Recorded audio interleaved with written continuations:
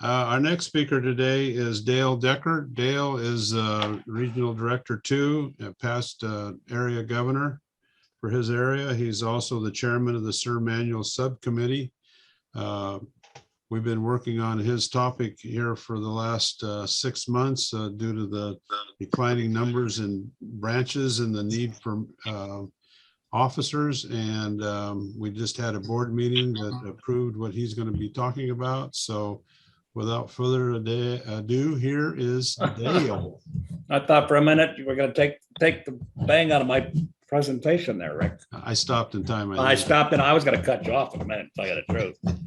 Listen, guys, I want to thank you for joining us today in Leadership Summit 2. I reflect back when I was Little Sir in 2015 and Big Sir in 2016, going to training sessions, and they were a disaster.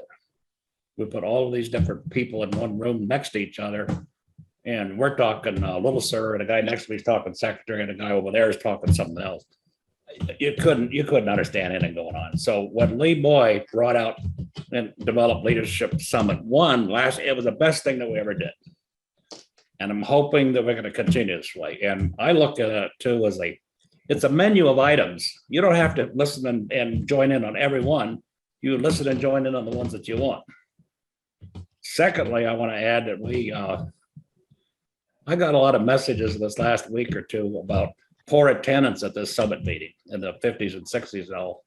But as I look at the numbers here, we have 134 participants. And I believe the problem is, and my wife Leah pointed out to me when I brought up the screen, the RSVP button is on the next screen. You have to scroll down. And for a lot of people, they look at the first screen and they write it down, and they didn't push the RSVP button because they couldn't see it. So in the future, that should be right up at the top. That's the first thing we ask for, push this button. Okay, if you haven't heard, Rick Kendall, our 2022 president, has named next year as the Year of the Branches. Now, what does that mean? That means state is going to listen to the branches. We're going to find out what we can fix, what's the problems, what's causing so much work. And secondly, Dave Gonzalez, our 2022 vice president, is putting in an action plan task force looking to reduce workload for branches. The branches have a lot of workload. Area governors have a lot of workload. Regional directors, same thing. As a regional director, I have to look at everything that area governor looks at, and that's duplication of effort, 120 items every month. And state, looking to reduce the state. The first action, let's see, Derek, can you put my first screen foil up? Sure. I'm gonna talk about that for a minute. Let's see if we can find it for you. My God, I hope you can find it. This was a lot of work. This was actually fun putting together. This is something that's going to make a big difference in our branches and in SIR. How about that? There we go. Perfect.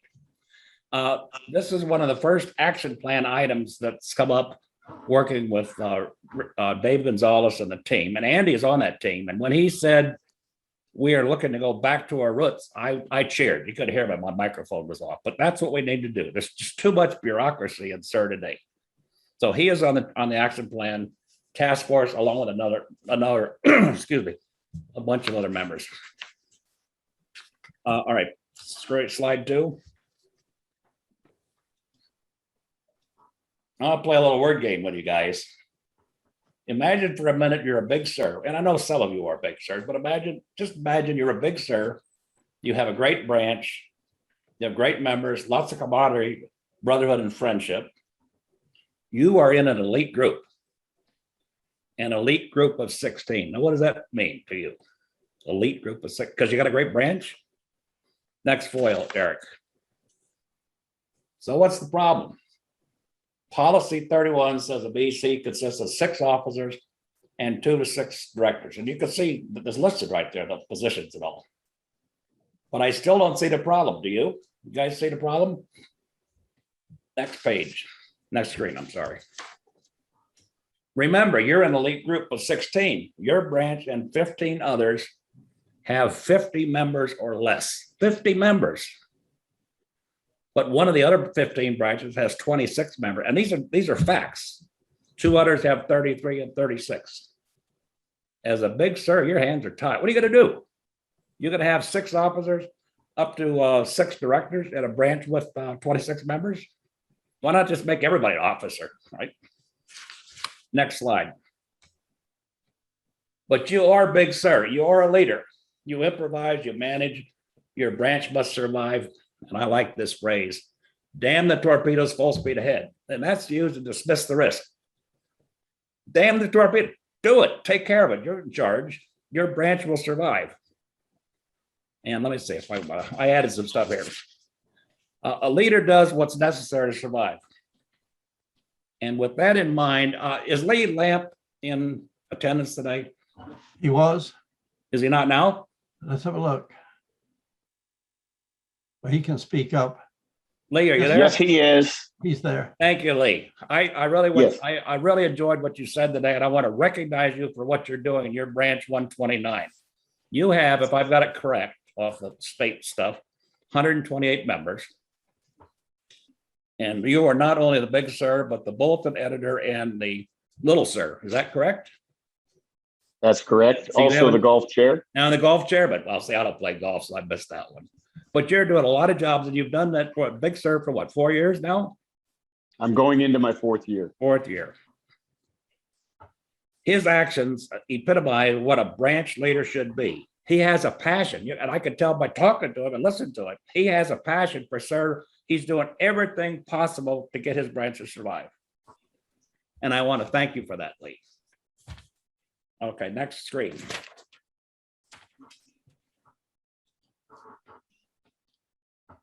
What started this is in mid-year, as my first year as a regional director, I looked at all 20 branches and areas and all, looking at what was going on, and I wrote a summary for Rick Kindle, vice president, of saying, here's how Region 2 is doing. And out of that, I got these numbers here, that we have 50 or less branches that have, we have 16 branches with 50 or less, 58 with 100 or less, and so on.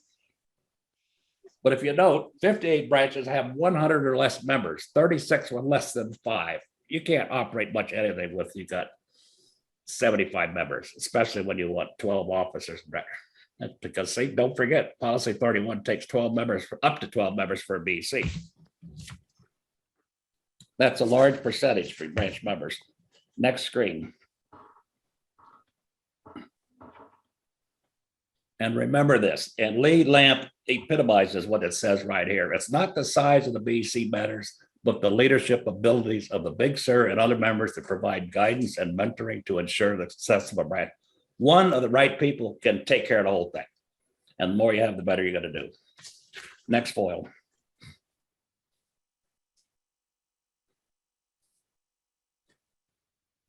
With that in mind, a new BC staffing model was proposed. That was one of my first action items on the action plan thing. 70% of CERT branches having 100 or less members. We needed to revise policy 31. And as policy and procedures chairman, that was my job, and I wrote it. I submitted to the state board on November 10th, and it was unanimously approved. A branch empowering revision to policy 31. This gives branches flexibility to manage your own branch. And that's where I'm an advocate of let the branches run their branch, and let's cut the bureaucracy as much as we can. Next slide. This is what the revision to policy 31 says. Allows branches to establish with a minimum of 3 branch officer positions. The key is positions, officer positions. Big sir, secretary and treasurer, and 2 directors. And an activity chairman could be a director. Your golf chairman could be a director, have voting rights in the BC. So you can fill that. Your bocce ball chairman could be a director, do 2 jobs. A director is a branch officer and has equal voting rights to all members, all other members. This revision allows all branch, this goes for all branch. I don't care if you got 300 members, 400, doesn't make any difference. You run your branch, and you said it. Of course, the goal is to do the best you can. This is branch empowerment, as I call it. Next slide. Of course, there are a few restrictions legally, and under the express rules of California nonprofit corporation law, the big sir cannot hold any other position. but a BEC officer can be both the secretary and a treasurer combined. But if he does so, he only has one vote. Also, we didn't have it in the policy before about term limits on Big Sur. But what we put in is Big Sur, along with director positions that we're having there, are restricted to 3 years. But each year they can extend on it if they want. But exceptions are available from the regional director and the state president if you want to extend on. And Lee is already doing that. Lee Lamp is going to go for his 4th year. There is no term limit for a secretary or a treasurer, and I don't think you want one. Once you get a good secretary or treasurer, you want to keep as much as you can, but you should have a backup for them in case something happens to them. Next slide. Let us not forget now, the ideal composition of a branch executive committee should be a goal. That's where you have a full staff of 6 officers. You got an assistant secretary, assistant treasurer. You can backfill if a guy passes on or goes on vacation, you got coverage. So that's very important. The BEC must follow the branch schedule of operations, and the action plan task force is looking at what we can do to reduce the workload. And that will be affected, I believe, or at least hopefully will be. The branch must continue to maintain a BEC succession plan and identify replacements. That's absolutely important. Lee Lamp is going to run out of steam pretty soon, guys, and he's going to need a replacement. So I know he's working on it. All branches need to work on it. And another thing, we didn't have it in there before, but in the policy, but if a Big Sur is not present, another member of the BEC must preside over the meeting. What we had in there is that if the BEC, if the president wasn't there, the Little Sur would take over. But a lot of branches don't have a Little Sur, and so it was left in a gray area. So now some member of the BEC must take over the meeting. You can't just say, well, he's not here, we're going to go home. It's like the teacher not showing up at school. So that's my pitch, and I'm totally excited about this. We're headed the right direction. We're going back to our roots, which was maybe the reason why we had so many members then. Any questions or comments? Let me bring in a comment from Lee Lamp, who you've mentioned Good. several times. He did one of my heroes, yes. Yeah, he says he's humbled by your comments, but wishes to share that he couldn't do his job without the support of an outstanding BEC. And that ties into what was said at the beginning by Rick Kindle. It's teamwork. Teamwork Exactly is what it is, yes. very important in the branch, and then between branches in the area and so on. Even to the point, Derek, that in my own branch here in 136, we had trouble getting a Little Sur this last year. My area governor, Paul Squarey, stepped in and was Little Sur for the year and part of this year. So, and I know another branch, they down in Fresno, branch 159, Bruce Corwin, he was the Big Sur, and we couldn't get an area governor. He stepped in, he does both jobs now. And that's what it takes, teamwork and people with a passion. Lee Lamp has got more passion than most of us, and I really appreciate it. Okay, a question from Jay Gordon. On BECs, do both officers and directors have voting rights? And secondly, how to determine the definition of quorum for a BEC meeting? Okay, yes. Officers and directors are both have full voting rights in a BEC, and a quorum is half of the BEC plus one. So, Sir Gordon, does that clear it up for you? In other words, if you had 8 members on the BEC, half of them plus one would be 5, and then you could have a quorum. Yeah, he says, thank you. That's cleared it up for him. Okay, good. So if you want to put hands up, if you've got live questions, please go ahead. Now let me qualify something. In a branch meeting, like during elections or something, we define a quorum, and there is half the members present plus one is a quorum at a branch meeting. Because a lot of branch meetings or luncheons, you get less than you don't get your full complement of members. You may be less, you may be missing 40% of them. So it's half of the members present is the key. Present there plus one. Okay, first up with their hand was Greg Putnam. If you unmute yourself, Greg, please go ahead. Unmute, please. Thank you. Thank you. And Dale, thank you very much. You are preaching to the choir as far as our branch is concerned. We have felt like we were breaking all the rules for many years now by keeping a lot of us on for quite a while. I'm the treasurer. I've been on for, I don't know, 8 years or something like that, the BEC, and I've been treasurer most of that time. Our big sir has been on for now going on, I think, 4 years, but we don't talk about last year. We pretend that wasn't a year. And all of the members of our BEC have always thought the red tape and the BS we get from state was chasing them all away. And so I support you 100% and keep it up. All right, thank you very much. Okay, with his hand up, Richard Lyon, if you like to unmute and carry on. Just a fine point on the quorum deal. So let's say your BEC has 12 members, six and six. But in this particular year, for some reason, you only have 11 elected. If you say you couldn't find the 12th sir to fill a director's spot, so you have 11 that have actually been apportioned, even though you're eligible for 12. So half of 11 would be It's like 5.5, and six. plus No, one. it's 6. You gotta have a whole. You gotta have a whole part. It's 6. Don't have Okay. to worry. Don't have to worry about positions that are not filled. That's not a requirement. It's recommended in up 2 to 6 directors. Right, but if if your bylaws give you 6 directors, but you only have 11, or say you only have 4 directors instead of 6, so you actually only have 10 elected. Well, I think maybe you're misreading it, or maybe I'm confused. But the ideal composition is 2 to 6 directors and 6 officers. Right, So I you could get all that, but if you're not able to fill the spots. That doesn't make a difference. You can have 6 officers and 1 director, and if that's all you can do, that's all you can do. That's the flexibility of this new BEC staffing model. So a quorum would be half of whatever is elected plus Plus one. 1. Yeah. Yes. Okay, regardless of what you're eligible for. Thank We you. don't care anymore. We want you to survive, and that's why we wrote it that way. We want you to survive. We want to give you the flexibility to manage your own branch and your own BEC. But don't forget, you need to try to fill those positions if you can, especially big sir. And I know the president of the United States can go for 8 years in term. Probably do that as a big sir, but I'm not sure anybody wants to do that. Right?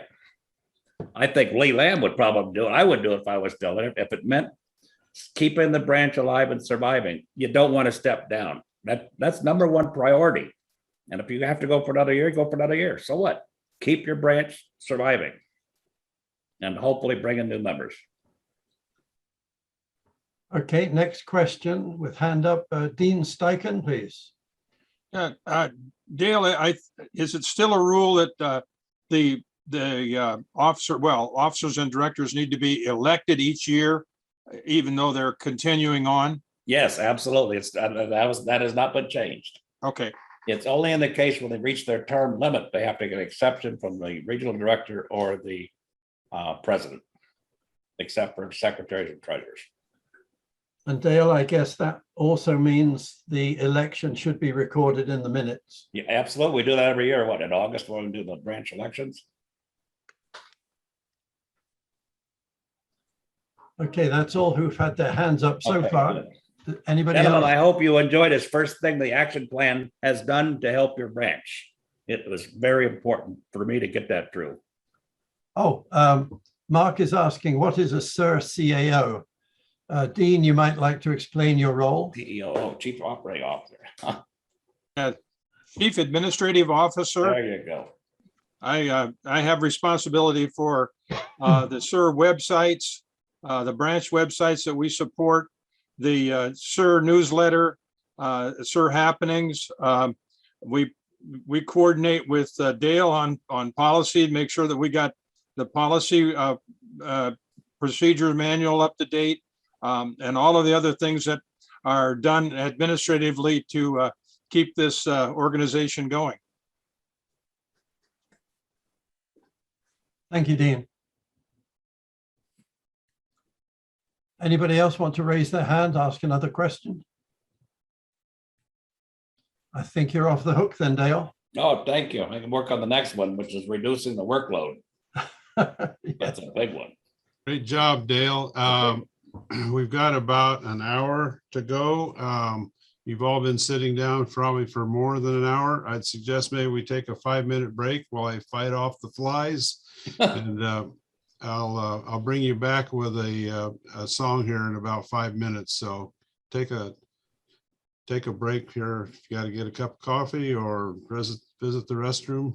Is that a, Rick, is that a recorded song or that we couldn't hear? Or is that one you're gonna Well, sing? no, I'm going to actually do this with my phone so I don't have to. Ah, worry about okay, the- good.